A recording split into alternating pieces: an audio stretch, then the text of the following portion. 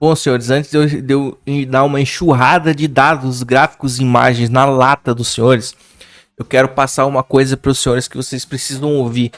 Vamos fazer uma massagem mental aqui, uma masturbação mental. Quero introduzir vocês a uma mentalidade do ponto de vista da praxeologia humana, para você pensar como a economia é uma ciência mais humana do que tanto só matemática. Vide o Mises, vide Rothbard, vide Mark Blau, entendeu? Que são pessoas que falavam muito da praxeologia na questão da economia. Então, citando novamente, pessoal, o mercado possui negócios. Dentro das empresas existem seres humanos. Os seres humanos possuem vontades e desejos.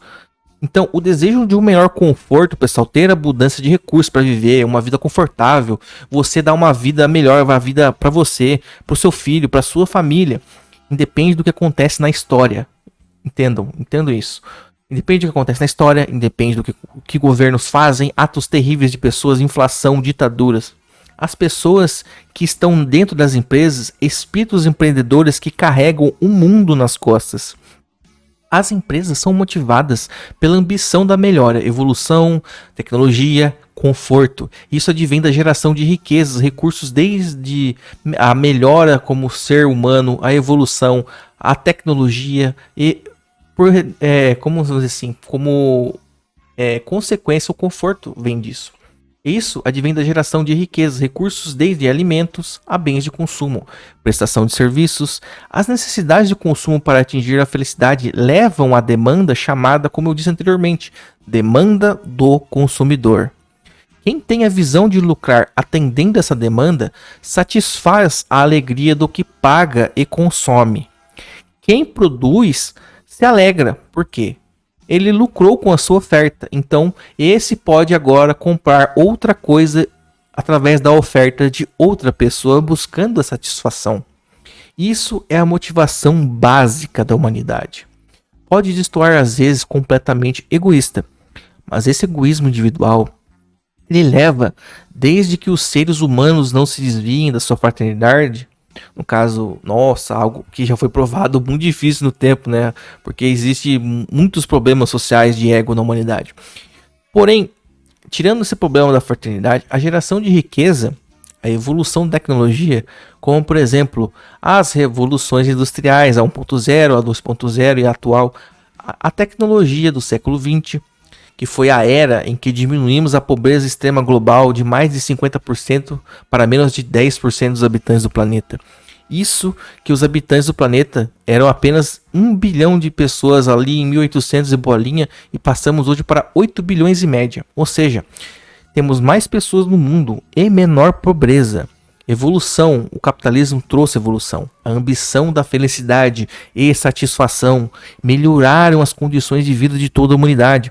Esses fatos inegáveis estão explicados minuciosamente lá naquela minha série Colapso das Nações. Então, citando mais uma vez aqui no YouTube, vai lá na playlist para você olhar depois. Porque é muito importante você criar e entender essa mentalidade do capital, do mercado, do capitalismo e a evolução que a humanidade teve a respeito disso. Então o que vocês precisam entender é o quê? O mercado não é feito de gráfico de Fibonacci, não é feito de especulação, não é feito de números resumidos. Os resultados do mercado, que são empresas, que empresas têm dentro pessoas, são feitos pelas ações humanas. Então vontades, existem ali vontades e emoções.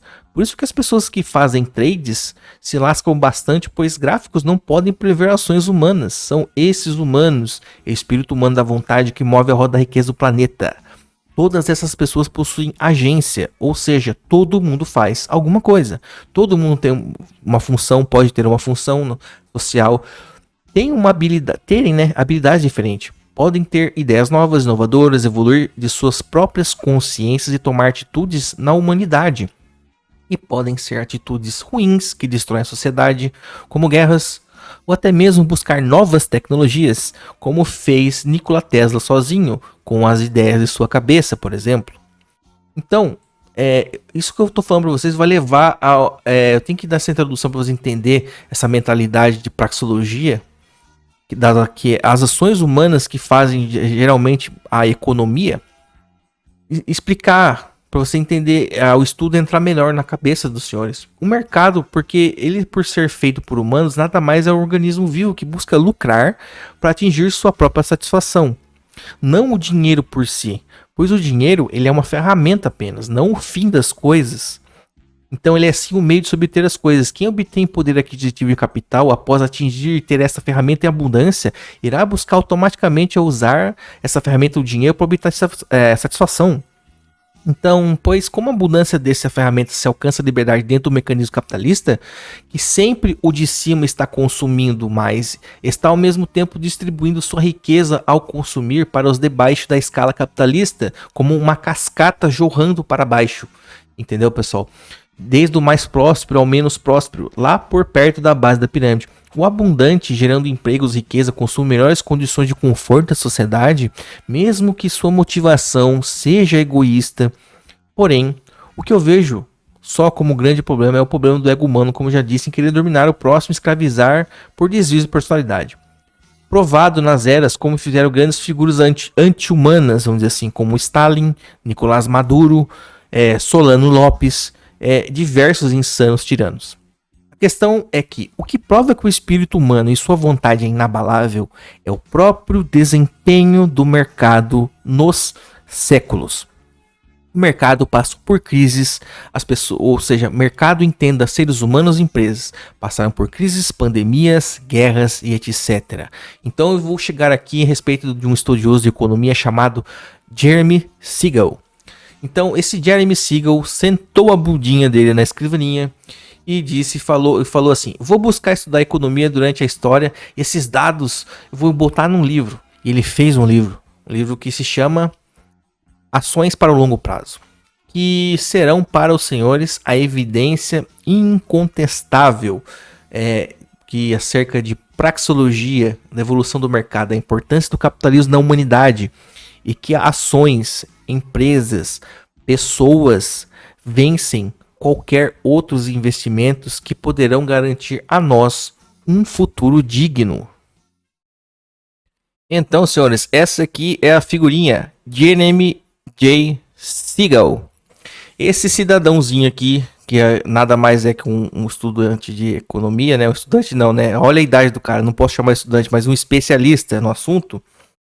Ele criou, então, um estudo de basicamente 2 séculos, 200 anos, isso você não ouviu errado, não, 200 anos, que basicamente ele comparou investimentos de ações, títulos de governos, dívidas como debêntures, letras de crédito, LCI, LCA e também o dólar, todos esses investimentos todos comparados em 200 anos. Todos esses estudos de Jeremy Siegel podem ser encontrados nas versões em português, investindo em ações no longo prazo, e na versão original, Stocks for Long Run, como está aqui, ó, For the Long Run, de Jeremy Siegel. Então, baseado nessa obra aqui, que eu vou estar conversando com você a respeito de como a evolução do mercado das ações e empresas, elas são imbatíveis no longo prazo, entendeu? Mas eu vou estar trazendo mais dados interessantes para os senhores e espero que isso torne de forma consolidada, fixe isso na mente dos senhores a respeito do assunto.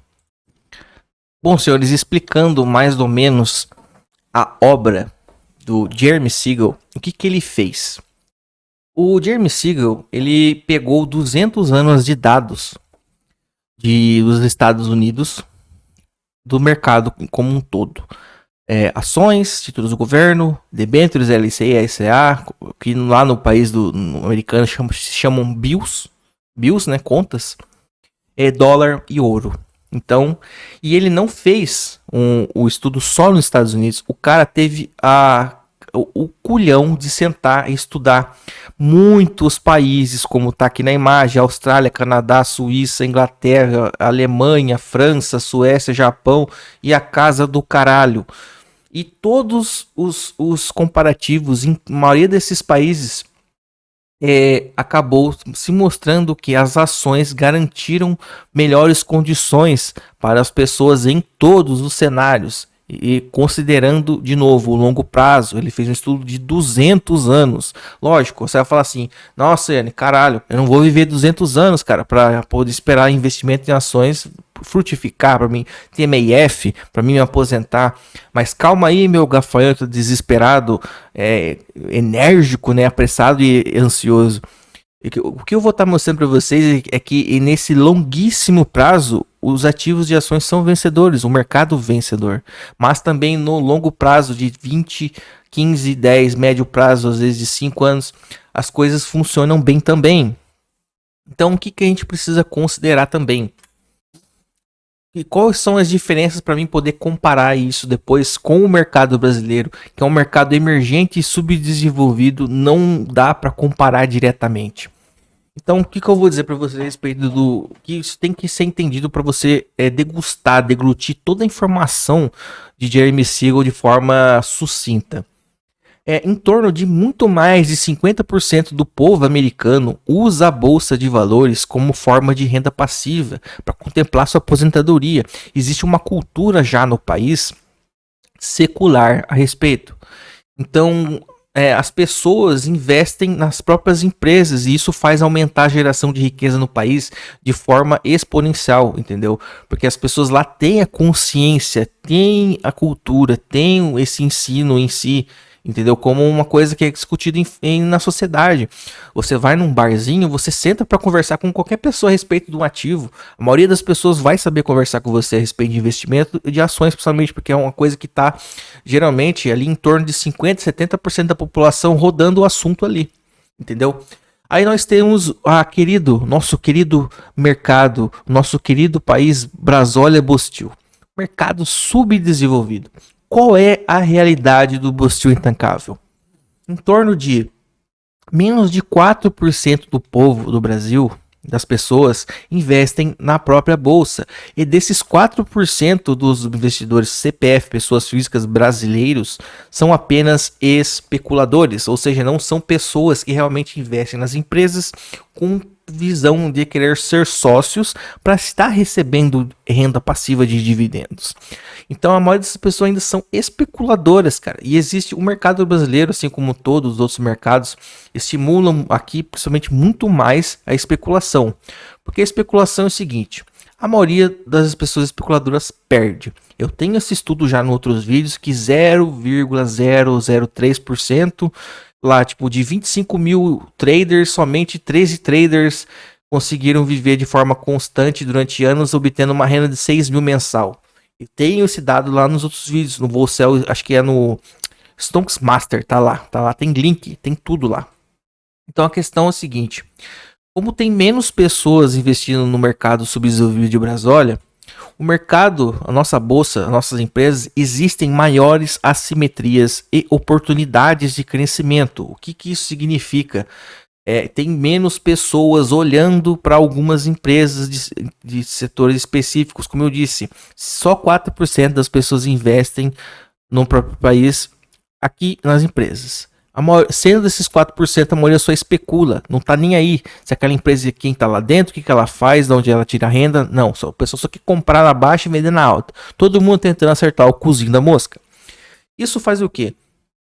Muitas empresas que geralmente não estão sendo vistas por grandes fundos ou por alguns CPFs, pessoas físicas pequenas, acabam ficando lá mais de lado. Então isso cria simetria. O que seria assimetria, para você entender? Uma simetria é como quando uma coisa não bate com a outra. Por exemplo, imagine uma empresa que está crescendo o lucro pra caramba e distribuindo o lucro pro sócio pra caramba. Aí lá no mercado da Bolsa de Valores, em vez dessa empresa estar subindo, a cotação dela tá lá esquecida. Ela não sobe e não desce. É uma empresa que a cotação fica andando de lado. E tá pagando lá 20% ao ano de dividendo a respeito do preço da ação. Ou seja, aquela ação tá rendendo 20%. E esses casos geralmente acabam acontecendo. E geralmente quando acontece, quando a empresa ela vai lá e a empresa explode de lucro, aí o pessoal geralmente vira a cabecinha e olha, nossa, olha aquela empresa, nossa, ninguém lembrava dela, vamos lá comprar agora. Ou seja, As empresas, a cotação das ações acompanha os lucros da empresa. Em algum momento alguém vai ver, mas na maioria das vezes, como os investidores são especuladores, não analisam os negócios, os fundamentos das empresas, eles não observam essas coisas de forma antecipada. Uma coisa que geralmente a pessoa que investe realmente querendo entender um negócio faz, entendeu? E basicamente você ter um rendimento bom em ações, você não precisa basicamente ser um exímio contabilista, contador, economista. Não. Existem coisas muito simples que você pode observar que vai poder dar mais uma garantia melhor de performance no mercado. Então, o que acontece a respeito de Brasólia? Nós temos sim maiores assimetrias e oportunidade de crescimento, porém temos maior risco político, maior risco inflacionário. Porém, isso pode ser contornado se houver, se houver, isso tudo, todos esses riscos político e inflacionário pode ser contornado se houver um método resiliente. Então, esses métodos existem estudos, existem pessoas que fizeram isso, existem pessoas que tá lá carimbado, tem dado, tem prova de que conseguiram superar a inflação do Bostil. Assim como no estudo de Jeremy Siegel, ele mostrou que em vários países as ações superaram as inflações de vários lugares. Então, eu vou estar trazendo aqui os índices para os senhores. Então, pessoal, aqui ele cita várias coisas nesse livro, mas eu não vou estar lendo partes do livro, porque senão isso aqui vai ficar extenso tanto que vocês vão acabar dormindo aí, batendo a cabeça na mesa aí, que vocês devem estar sentados ou vão acabar babando aí. Então aqui no livro ele cita desde a crise de 2008, mobiliária do subprime, política monetária, ele explica sobre a farsa da análise gráfica, ele fala das comparações de títulos de ouro, títulos do governo, ouro, ele fala da inflação, ele fala da bolha da internet, a bolha.com dos anos 2000, etc, etc, etc. Que resumem em o quê? Que bons retornos em ações exigem um foco de longo prazo e uma estratégia de investimento disciplinada. Então, o que acontece? Consistência e estoicismo, controle financeiro, controle emocional, tudo isso aqui depende muito disso. E aí não são coisas assim, nossa, preciso fazer uma faculdade. Não, cara. Controle emocional, controle de ego, o estoicismo são coisas que um monte de nós falamos aqui. Então, tudo isso é importante. O cara pensa, nossa, pra que eu vou querer me entender, me individuar, ser estoico, bababá? Porque as nossas emoções, como citado na praxeologia, como é uma influência na economia em si, você consegue entender e ver aqui nas ações, que eu vou estar explicando mais pra frente, posteriormente aqui. Então, aqui é o famoso gráfico, o gráfico mais importante da obra do estudo de Jeremy Siegel. O que os senhores estão enxergando aqui comigo? Nós estamos enxergando um horizonte aqui embaixo desde 1802 até 2002 que ele realizou o estudo. Todo esse gráfico de desempenho de todos os ativos, tudo isso aqui foi já calculado e descontado toda a inflação de 200 anos. Ou seja, isso aqui é o resultado acima da inflação. Então, isso aqui já é o resultado já descontando a inflação. Para você não vir aqui, o pessimista da vez, falar, nossa, mas tem a inflação aí, você não botou. Não, o Jeremy Siegel, ele levou em conta a inflação. É óbvio que ele levou em conta. Então, o que acontece aqui? Vou estar citando para os senhores. As classes de ativos. Então temos aqui ações. No caso aqui seria as debêntures, títulos de dívida privada, LCI, letras de crédito de imobiliário, letras de crédito do agro, assim, só que na versão americana, né? O desempenho dos debêntures, o desempenho dos títulos, o desempenho do ouro, o desempenho do dólar. Então vou estar falando para vocês aqui em 200 anos, o resultado total dessa linha de 200 anos, o que ele fez? Ele pegou todo o período, a porcentagem que deu de tudo, e dividiu por 200. E dividindo por 200, deu um retorno anualizado. Que seria o quê? O retorno anualizado acima da inflação.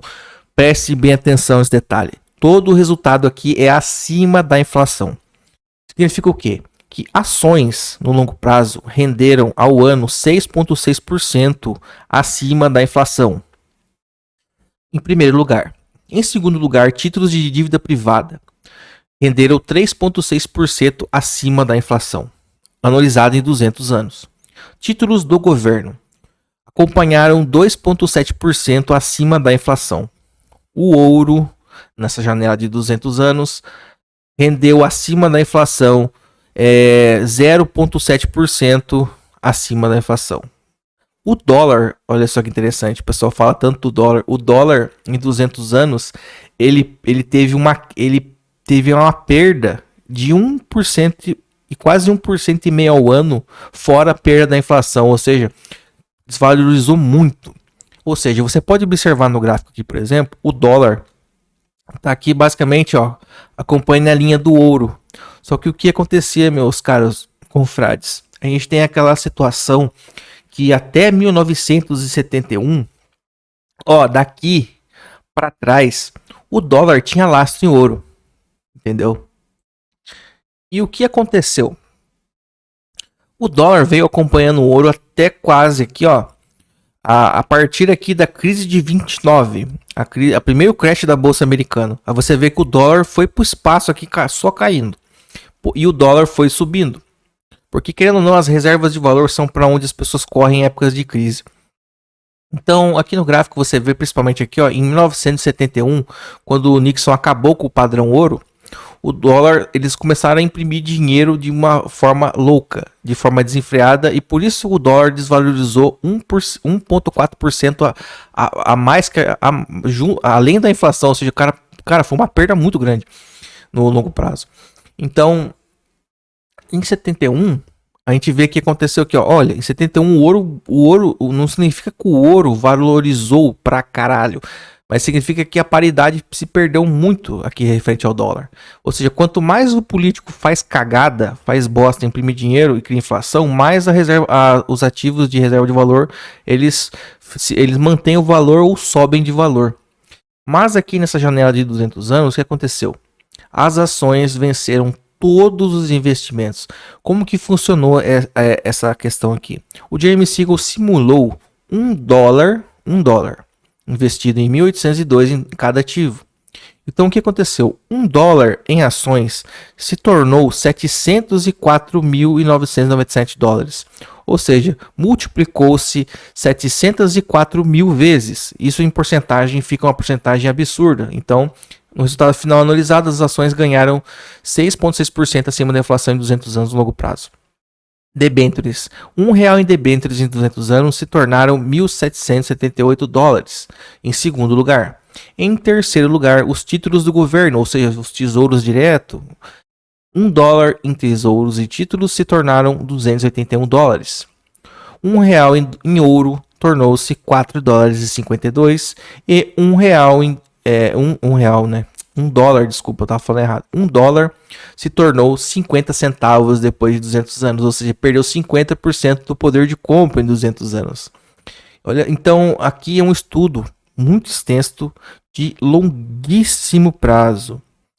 Só que o que acontece? Esse estudo aqui, por ser um estudo muito longo, ele tem uns poréns. É incontestável aqui, por exemplo, que as ações ganham no longo prazo de qualquer outra coisa. Qualquer tipo de investimento privado aqui, você repara, ele ganha do investimento do governo, entendeu? Então, para você ver como é que renda fixa já não é um negócio tão interessante. Ele só perde para próprio investimento em moeda fiduciária. Entendeu? Então aqui está bem claro para os senhores entender que as ações, elas sofrem oscilações no curto prazo, porque é uma renda variável, mas o mercado, ele sempre enriquece e cresce no futuro, no longo prazo. Como eu disse para você a respeito da praxeologia do mercado, são pessoas que estão dentro das empresas. Essas ações não são papéis, não são artigos ativos de especulação. Existem pessoas aqui nas empresas trabalhando com sonhos, desejos, metas, etc. E isso move as ações, move as empresas, e isso aqui é um mercado. Então aqui é a questão do porém que eu mostrei para vocês no gráfico do Jeremy Siegel anterior. Lembrando que em 1971 a gente perdeu o padrão ouro. Então, naquela janela de 200 anos, até ali meio dos anos 70, o ouro basicamente só acompanhava, era um desempenho muito baixo. Mas a partir do momento que a gente entrou numa situação global de inflação e impressão de dinheiro em 1971, o ouro se valorizou muito. Então a gente pode considerar assim o ouro uma alternativa de diversificação segura em respeito, por exemplo, para quem está construindo uma carteira para longo prazo. Então o que eu quero mostrar para vocês aqui, por exemplo. Em 1971, a onça Troy, que eu não me lembro se é 1 quilo de ouro, eu não me lembro, mais 1 grama, eu não me lembro o peso, mas entenda que é uma unidade de ouro. Uma unidade de ouro custava 35 dólares em 71. Ali, ó, no final de 2013, que é onde eu consegui obter um único gráfico a respeito do estudo, então tá desatualizado, não sei quanto tá hoje. Então, de 71 para 2013, a onça Troy saiu de 35 dólares para 1.201 dólares. Então, o que significou? A reserva de valor como proteção de carteira, como proteção do seu patrimônio. O que aconteceu com o valor do ouro? O ouro valorizou-se 34 vezes, ou em torno anualizado, ou seja, pegando todo o resultado desse período de, vamos dizer aqui, quantos anos? 30, 40, 30 e poucos anos? 43 anos de inflação global, né, como está aqui. Então, 79% anualizado, entendeu? Em 43 anos de inflação, ou seja, um ativo de reserva de valor, quanto mais o Estado, o político faz cagada, ele se valoriza. E também, por isso, também os governos perseguem e não querem que as pessoas possuam reservas de valor. Então, os governos tornaram também uma dificuldade extrema de você obter ouro físico. Então, por exemplo, assim, se eu quiser ter ouro em casa para ter guardado aqui para me proteger de alguma cagada econômica global do país, sei lá. Tem pessoas que compram joias de ouro, alianças de ouro, que geralmente joias que não tem pedra, tá, correntes, então de ouro, e deixam em casa. Por mais que às vezes a pessoa vai pagar numa joalheria um pouco mais que a onça do ouro comprando direto de um lugar que venda ouro, nos lugares que vendem ouro diretamente, tem muita fiscalização do governo. Então o governo vai saber que você está comprando ouro. Agora, quando você compra uma joia, você está comprando no varejo, numa coisa. Então você consegue acumular ouro, talvez um pouco mais caro, mas de uma forma mais anônima, mais intocada do governo. Então a gente tem o que aqui? Numa situação mais recente, do final do século XX para cá, então o ouro pode ser considerado uma coisa boa sim para se ter como reserva de valor ou para investimento, porque no decorrer das cagadas governamentais ele se valoriza, ou seja, no caso ele não se valorizou, né, como eu falei para vocês antes, ele só manteve um pouco mais de valor. O que aconteceu foi que todas as moedas se desvalorizaram, não que o ouro se valorizou. Então, se um ativo de valor tem sempre o mesmo preço, mas se as moedas perdem valor, o que acontece? Vai parecer que o ativo está se valorizando, mas na verdade são as nossas moedas que estão perdendo poder de compra. Então, o Jeremy Siegel, o que ele traz para a gente então com esses dados? A questão de que você tenha o sossego de entender que no longo prazo as ações sempre vencem. As empresas sempre superam as coisas. Como foi dito lá, o retorno das ações no longo prazo, nos últimos 200 anos, estão geralmente em torno de 6 a 7% acima das inflações. Por exemplo, no caso ali da inflação dos Estados Unidos. Desde que você não compre empresas caras, especulativas ou qualquer coisa. Não vai comprar qualquer ação e qualquer ação vai acontecer isso. Não. Como eu citei lá no começo do vídeo. Boas empresas perenes de setores essenciais. Então, e geralmente, um dos indicadores básicos que as pessoas usam. Nossa, pessoal, pera aí. A garganta seca, eu vou ter que tomar uma aguinha aqui. Nossa, mãe. Pronto, voltei. Nossa. Garganta tinha secado aqui que eu cheguei até engasgado. Amigo, eu cortei o microfone aqui a tempo e dei o corte no vídeo. Voltando. Existe um índice chamado PL nas ações que mostra em quantos anos a empresa demoraria para devolver o seu investimento, com ela lucrando igual o último ano. Então, geralmente, as ações com PL até 15, geralmente se enquadram, né, nas ações que ele escolheu nos estudos a respeito de 200 anos do mercado americano. Então, nesse resultado, acima de 6, 7% acima da inflação que as ações garantem, no caso do mercado americano, o que significa isso? Significa um retorno de 6,5% ao ano. Ele quase dobra a sua renda a cada 10 anos. É isso mesmo. E com o mesmo retorno, se a inflação, por exemplo, se você tiver num cenário na história que você está com uma inflação baixa de, por exemplo, no máximo até 3%, essa dobra da tua renda, ela diminui, ela vai dobrar a cada 8 anos. Então, ou seja, num cenário de inflação baixa, a cada 8 anos você dobra a tua renda. Num cenário de inflação média, você dobra a tua renda a cada 10 anos. E não pense que isso é pouca coisa, não. Isso daqui, no longo prazo, como eu expliquei para vocês, é juros composto. É exponencial esse efeito aqui. Então, senhores, o que eu tenho aqui para vocês? Isso aqui é mais um gráfico do estudo da obra do Jeremy Siegel. Que é o que significa isso aqui, ó. Vou ler a legenda para os senhores. Maior e menor retorno real em ações, em títulos ou debêntures, no caso letras de crédito, ao longo de 1 a 30 anos, mantendo o ativo em carteira. Ou seja, isso durante 1802 e 2012. Ou seja, o que significa isso aqui? Isso aqui ele está mostrando para gente o seguinte, que as pessoas falam assim, ó, ações e renda variável é um negócio muito arriscado, é muito perigoso, nossa, eu vou perder dinheiro, vou me fuder, isso aí é especulação, isso é aposta, é cassino, blá blá. Não. Quando você está investindo em empresas que geram riqueza, serviço, blá blá blá blá blá, que eu já repeti várias vezes para os senhores, o que acontece? Quanto mais o prazo, o tempo vai passando, menor diminui, menos arriscado se torna. Entendeu por quê?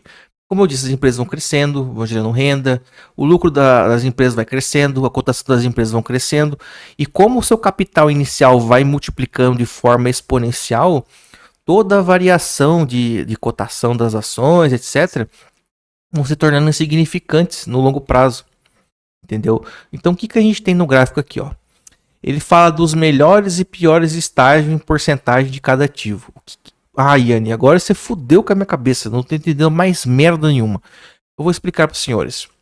Na janela de 200 anos, o Jeremy Siegel verificou o seguinte: quando você ficava apenas com 1 ano com ativo, com 2 anos com os ativos, segurando os investimentos a 5, 10, 20, 30 anos. O que aconteceu?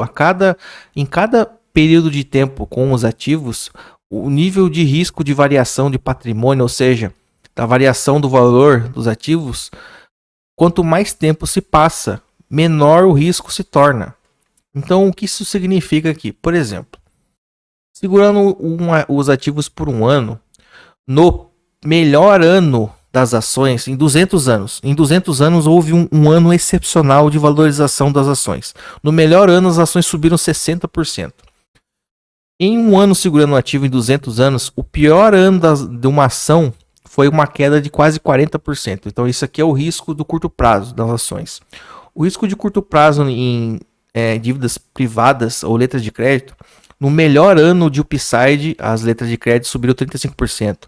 No pior ano, 21% de queda. Títulos do governo. Nos melhores cenários de 200 anos, em que você segurou 1 ano um título do governo, aconteceu desse título subir 23%. No pior ano, em 200 anos, segurando esse título apenas 1 ano, o pior ano possível foi uma queda de 15%. Então, vocês veem que existe a renda variável aqui, ó, ela é brutal na variação de patrimônio, tá vendo, ó? Em curto prazo. Agora você vai ver que agora se eu segurar por mais anos, observe que a barra vai diminuindo. A maior risco das ações, que é maior que todos os outros investimentos, que as pessoas falam, nossa, tesouro e renda fixa é mais seguro, tem menos risco. Olha, talvez uma debênture ou investir no agro em setor imobiliário é menos variável, menos oscilatório que ações. Porque, olha e observem como que o gráfico das ações, quando no passar dos anos, ele vai ficando tão pequeno, tão menos arriscado quanto os outros tipos de investimento. Ou seja, em torno ali de 5 anos investindo em ações, vamos dizer assim, ó, você vai ver em 5 anos seu patrimônio variar pra caramba. Cai 40, sobe 20, cai 60, sobe 80, blá blá blá. Então olha só como é que a variação já diminui em 2 anos. Em variação para melhor, vai até 39% a variação das ações no melhor ano em 2 anos e até menos 31%. Aí depois em 5 anos, olha só, vai caindo de forma exponencial. Até chegar, por exemplo, num médio prazo de 10, 20 anos, as ações não variam mais do que no máximo em torno aqui de 20%, 15% do patrimônio.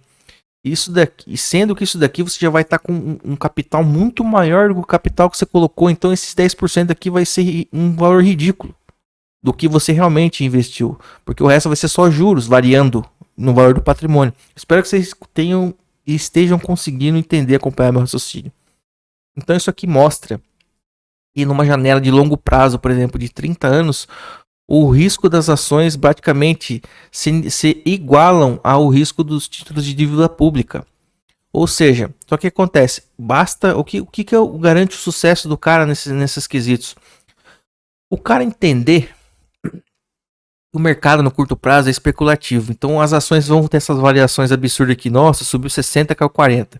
Porque tá acontecendo alguma coisa na economia. Teve um político abriu a boca, falou bosta. Aconteceu uma guerra na puta que pariu. Aí o pessoal vende ação, compra ação. Aí cai essa variação do caramba aqui.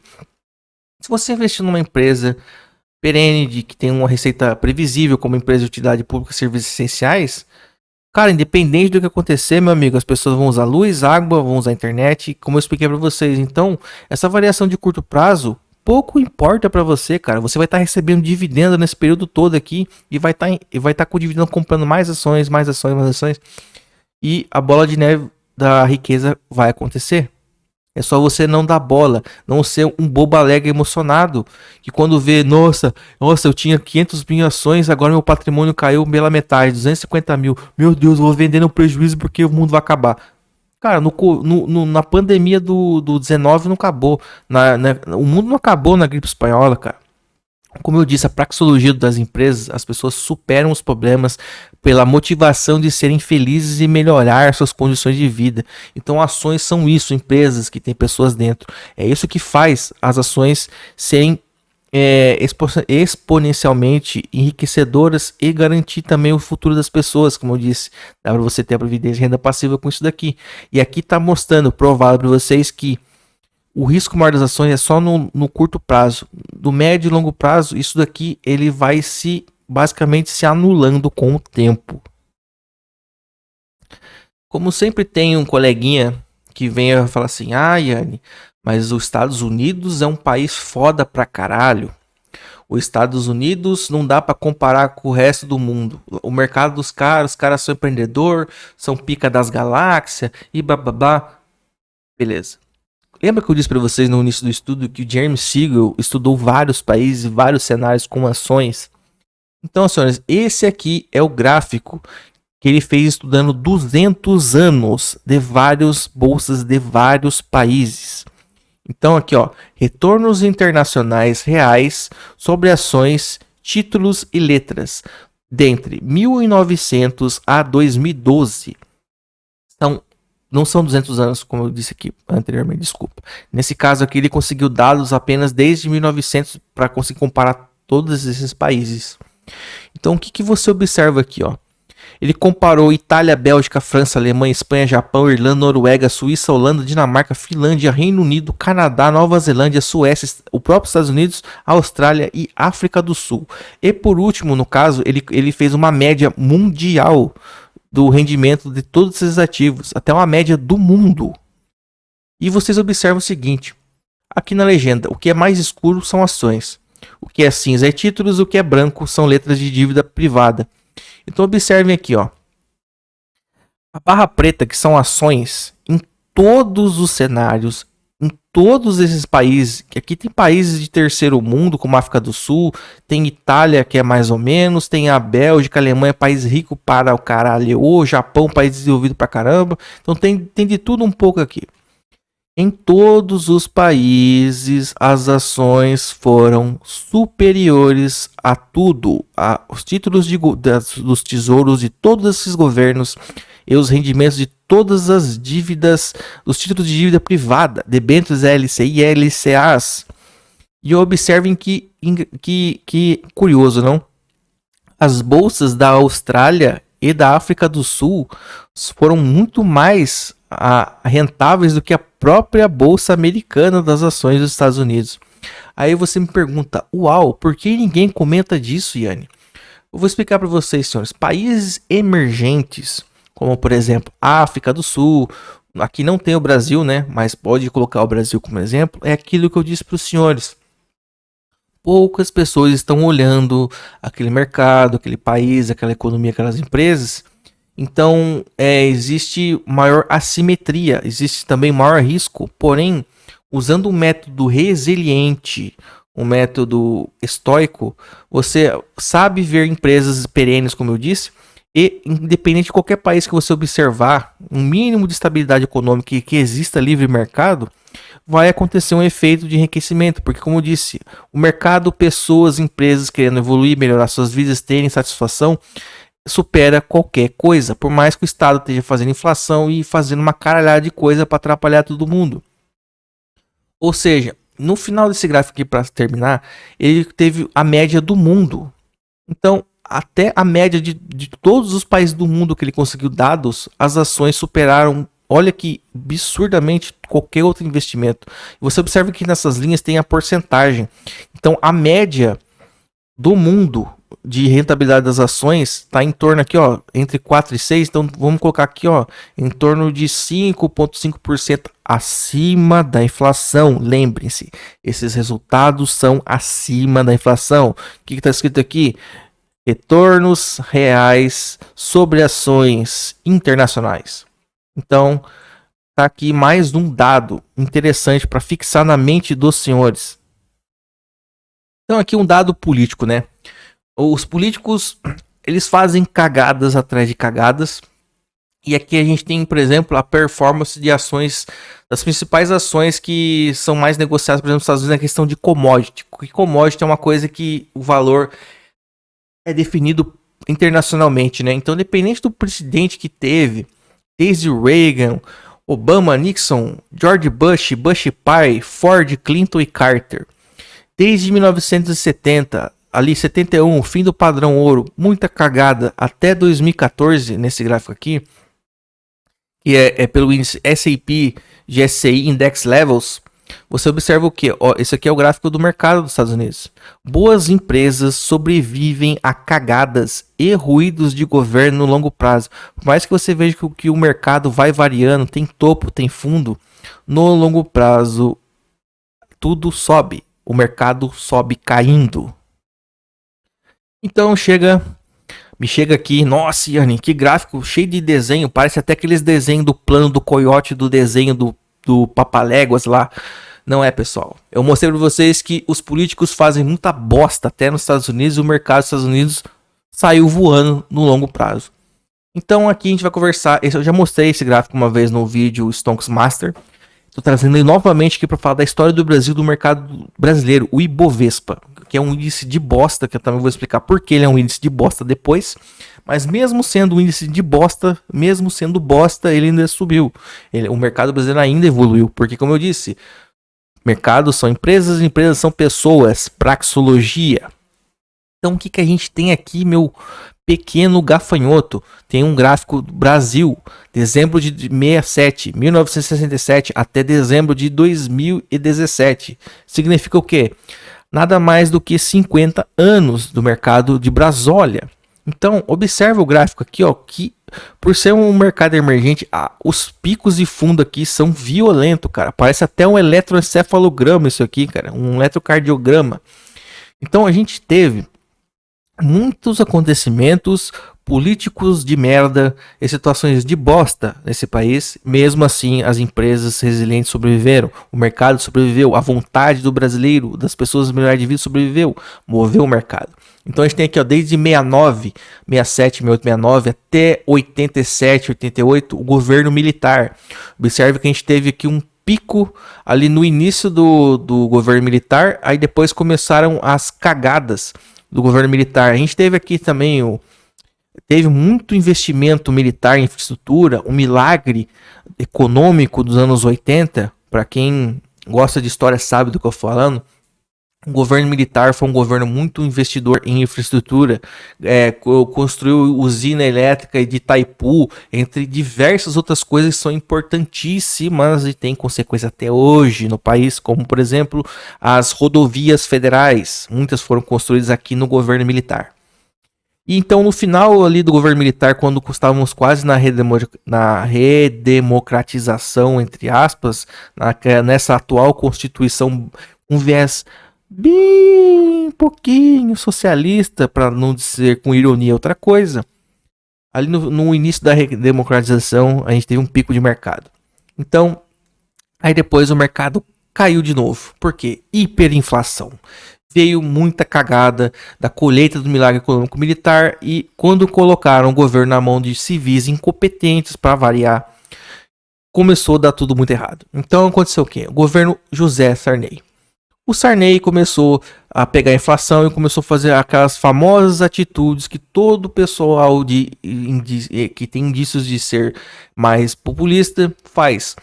O que aconteceu então? A gente teve congelamento de preços, a gente trocou de moeda, cruzeiro novo real, cruzeiro real, a gente passou por URV, muitas mudanças de moeda. Então a gente teve uma estabilidade aqui, pessoal, que vocês não têm noção. Você que com 15, 18, 23 anos, saber que, imaginar assim, ó, você sai para comprar uma Coca-Cola de manhã na sua casa, Coca-Cola está custando R$7. Você ir no mesmo dia à tarde comprar outra Coca-Cola, essa Coca-Cola está custando R$8,50 no mesmo dia. Isso era um cenário de hiperinflação. O país basicamente quase foi pro buraco nesse tempo aqui. Então, e para ajudar nesse período aqui, tivemos um presidente chamado Fernando Collor de Mello que confiscou as poupanças das pessoas, porque como a inflação estava alta, a taxa de juros vivia subindo para compensar a inflação. Então as pessoas deixavam dinheiro no banco para render esses altos juros. O que esse queridíssimo presidente fez? Falou assim, pessoal, quem tem mais de 15 mil reais aí, ó, o excedente de 15 mil, o governo vai pegar e foda-se, fica aí com esses 15 mil. Ou seja, tinha pessoa que vendeu casa, vendeu carro, botou para render juros e esse meu governo foi, tomou e foda-se, tá ligado? Estamos por isso. E Fernando Collor foi impeachmentado e o vice Itamar Franco assumiu e fez o governo de transição com o Fernando Henrique Cardoso, que criou o Plano Real intermediariamente no governo Itamar Franco. E por ter criado o Plano Real e trazido mais estabilidade, como a gente tem, entre aspas, até hoje a mesma moeda do real, Fernando Henrique se reelegeu. Então olha só todo esse período aqui, ó, pico fundo e cagadas acontecendo. Então a gente teve um período um pouco de calma ali no Plano Real. Depois fomos para o Nine Fingers, o nosso querido companheiro, entendeu? Então, tivemos um fundo fudido de mercado, uma crise econômica gerada por instabilidade política, Nine Fingers e o Mensalão. Na mesma década, ainda sofremos no crash do subprime econômico, aquele baque econômico que foi mundial, que começou por causa de especulação imobiliária nos Estados Unidos. E observe, a setinha verde está subindo, o mercado brasileiro subindo, caindo. Então, político fazendo cagada pra caralho e o mercado tancando o Bostil, cara. Então, vamos dizer, o mercado sempre vai tancar e tanca até o Bostil. Então, até o final do governo Nine Fingers, a gente teve um pico na bolsa que nunca mais a gente bateu. Acho que a gente bateu agora depois de 2021, mas já caiu. E tivemos um fundo do caramba em 2008 na crise do subprime. Aí, para variar e ficar tudo mais meio merda, elegeram a Dilma. Então, no governo Dilma, a gente teve mais um fundo, que foi o período de impeachment, o governo que iniciou o seu governo Temer, e temos toda aquela história da Lava Jato e do Petrolão. Olha quantos fatos econômicos, históricos, políticos a gente teve em Brasília, e o gráfico azulzinho do mercado subindo e caindo, mas ao longo prazo nessa subida e caída, subindo, subindo, subindo e indo embora, entendeu? Isso aqui é até de 67 a 2017. Então até mesmo um país cheio de porra louca, incompetente, civil, fazendo merda, populismo, enquanto existiu o livre mercado e não fomos comunistas, ainda o mercado é interessante no longo prazo, até mesmo em Brasília. Então esses dados aqui, pessoal, esse gráfico, por exemplo, que nem essa tabela aqui, do desenvolvimento da Bolsa de Brasília, do Ibovespa, vai ter a fonte na descrição. Eu não estou tirando da bundinha, como eu falei para vocês no início de tudo. Então, por exemplo, aqui, ó, os dados de 1987 até 2019. A Bolsa, nesse período todo, que vamos dizer quantos anos são isso aqui? 32 anos, é isso mesmo, 32 anos. Em todo esse período aqui, anualizado, o Ibovespa rendeu 105% ao ano. Eu já tinha mostrado isso aqui no outro vídeo, Stonks Master, lá no começo do canal, quando eu comecei a falar sobre ações. Entendeu? Então, olha só, 105% ao ano não é pouca bosta. Apesar que a gente está falando da bolsa se valorizando em real. Para a gente ter uma real comparação de evolução de moeda da economia, a gente teria de converter isso em dólar. Com certeza ia dar um valor menor, entendeu? Mas nominalmente em real, 105% ao ano. Isso já é um valor interessante por si. Bom, pessoal, o que a gente tem aqui? A gente tem sempre que tem um Joãozinho da Silva que vai querer vir falar, mas eu já vou trazer aqui. A gente tem que comparar o rendimento dos investimentos comparado com a inflação, porque a gente tem poder de compra. Então aqui nesse gráfico aqui eu tenho aquela tabela anterior, eu fiz um gráfico e tem várias informações a respeito de inflação aqui. Então o que eu vou começar explicando aos senhores? A inflação acumulada desde 1994 até 2022 é de 653%. É bastante inflação. O que a gente pode fazer agora? A gente tem que pegar todo esse período acumulado de inflação e anualizar essa inflação. Então o que a gente vai fazer aqui? Vamos pegar a calculadora. A gente vai pegar aqui 1994 até 2022, são 28 anos, perfeitamente. Então a gente vai fazer o quê?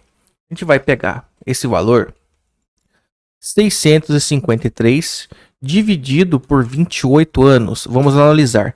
Então a média de inflação foi de 23%. Vamos arredondar para 24% de inflação. O que isso significa? Como o mercado evoluiu anualizando de rendimento o Ibovespa, que é um índice bem bosta, porque é um índice cheio de empresas de commodity ou empresas especulativas só, não reflete tão realmente o mercado do Brasil. No futuro eu vou estar explicando isso para vocês melhor. 105% anualizado. A gente tem que descontar a inflação. Então era 24% de inflação. Pera aí, 105% descontando a inflação menos 24%, quer dizer que aconteceu o quê? Aconteceu o seguinte, meus caros amigos. O rendimento da Bolsa Brasileira, esse índice, que é um índice merda, que eu falei, rendeu 81% ao ano, descontando a inflação. Então não é um rendimento que você pode considerar um rendimento ruim. Com certeza você não pode considerar isso ruim. 81% ao ano em juros compostos faz um negócio violento na criação de riqueza do teu patrimônio. Então o que a gente tem mais aqui no gráfico? A gente tem um período aqui de 87 a 93, que é o período hiperinflacionário de Brasília, onde a média de inflação era de 2.400%. Cara, é inflação demais. Para quem não é moleque, você aí que tá com o dedo no nariz, tira o dedo do nariz e presta atenção no que eu tô falando. Você vai comprar uma coquinha, amigo, 8 da manhã, um período de hiperinflação, por exemplo, você vai pagar 8 pila numa coca. De tarde você vai comprar outra coquinha gelada, A coquinha não tá mais R$ 7, a coquinha vai estar R$ 8,50. Isso é hiperinflação, vocês não sabem o que é viver esse período. Quem passou por isso aqui tem terror de lembrar disso, tem muito medo de passar por isso, que é exatamente o que está acontecendo, por exemplo, na Venezuela e na Argentina agora. Então o que acontece? Que empresas que sobreviveram a uma hiperinflação? Lembra, o que aconteceu? Empresas que tinham correção de suas receitas através de índices inflacionários como IPCA e IGPM, principalmente empresas de concessão, utilidade pública e empresas de serviços essenciais. Considere serviços essenciais telecomunicações, setor agro e algum setor de commodity muito essencial, como por exemplo celulose, papel ou minério de ferro. Então, o que acontece? Isso, no cenário de hiperinflação, evidenciam que essas empresas que sobreviveram desde os anos 80 de hiperinflação até hoje, mostra a importância de não especular e tem que olhar ativos pagadores de dividendos, como ensinava um famoso escritor e investidor brasileiro, que eu vou estar falando no futuro aqui do vídeo mais para frente, o senhor Décio Bazin, que foi um dos precursores das metodologias de investimento de empresas de dividendos no Brasil. Ele tem um livro muito bom chamado Invista em Ações Antes que Seja Tarde. Então, como informação residual do gráfico, para você ver que depois do plano real, a média da inflação deu uma melhorada, né? Então, 9% ali, geralmente, de média nos anos 90. Início dos anos 2000, governo Fernando Henrique, média de inflação de 12% ali até o começo do governo Lula. Governo Lula e Dilma, média de inflação ainda de 6%. A partir de 2015, na crise do impeachment, Michel Temer, 13% de média de inflação. E hoje, depois da pandemia, principalmente 2020, uma inflação muito descontrolada, que a gente sente hoje no mercado, porque o governo fala que o IPCA, a inflação foi 8, 9, 13%, mas você vê o preço do café saindo de R$8 para R$18. Então, por baixo, a inflação real do mercado, que eu prefiro nesse cenário medir pelo IGPM, a média de inflação de 2020 foi de 30%. Mas, no longo prazo, até todo esse caos aqui, o mercado irá superar descontando a inflação. Então, o que a gente tem a respeito de tudo isso aqui desse gráfico? Boas empresas vencem em períodos tensos. Mas em grande parte do tempo, no longo prazo, o mercado supera em média a inflação. Ou seja, aqui nos períodos de maior merda, empresas que estão baseadas em repasse de receita por inflação sobrevivem. E geralmente em períodos de menos cagada de mercado grave, as empresas acabam superando a inflação. Então, até em Brasólia, você olhar com carinho para o mercado e pensar em você, como usar isso daqui, como fazer a sua previdência você mesmo, até em Brasólia, sim, é possível e viável. Então, o que geralmente no estudo o Jeremy Siegel cita naquele livro importante, que historicamente as ações de valor têm retornos superiores e menor risco do que as ações de crescimento. Mas o que são essas categorias, Yanni? São algo que eu já falei, mas aqui eu vou estar dando um exemplo assim ilustrativo. Que são ações de valor? São empresas resilientes que pagam dividendos, que têm uma receita boa e resiliente. Então, geralmente são o quê? Grandes empresas consolidadas no mercado, tem um preço-lucro baixo, ou seja, é uma empresa lucrativa que tem retorno do investimento rápido. E também empresas que pagam bons dividendos. E nos estudos do Jeremy Siegel, ele percebeu o fato seguinte: as ações de dividendos e de valor superaram o mercado atualmente nos últimos 50 anos. Ou seja, a gente está num período que essas ações está superando todo o mercado lá nos Estados Unidos. Então, por exemplo, eu posso citar empresas brasileiras que têm essas características aqui, por exemplo, de setores consolidados, utilidade pública. A gente tem a transmissora de energia Aliança, a Taesa. A gente tem, por exemplo, uma empresa de saneamento básico do Paraná, Sanepar. A gente tem uma transmissora, geradora de energia lá do Paraná também, a Copel. A gente tem um banco, apesar de eu particularmente não gostar de banco, mas atualmente os bancos estão tendo essa característica boa também. Como, por exemplo, aqui o Banco do Brasil ou a BB Seguridade, que é a parte de seguros do Banco do Brasil. Eles têm todas essas características aqui. Então, são exemplos de ações que podem ser consideradas ações de valor. Então, as ações de valor têm melhor retorno e menos risco comparado com ações especulativas ou ações de empresas que são pequenas, que não têm consolidação ainda. Então, ações de crescimento, características: pequenas e médias empresas que estão buscando consolidação. Elas geram pouquíssimo lucro e tem muita especulação a respeito do futuro delas, ou seja, elas ainda não geram um caixa significante. Então, o retorno do investimento demora muito. Então, significa que ela tem um lucro muito alto, que é um indicador para se a ação está cara ou está barata. E empresas de crescimento não costumam pagar dividendos, ou seja, elas são empresas que têm que, justamente nesse fato de não pagar dividendo e você não receber parte do lucro, o que você faz aqui reinvestindo o lucro e criando juros compostos mais rápido, nas ações de crescimento você não consegue criar juros compostos mais rápido.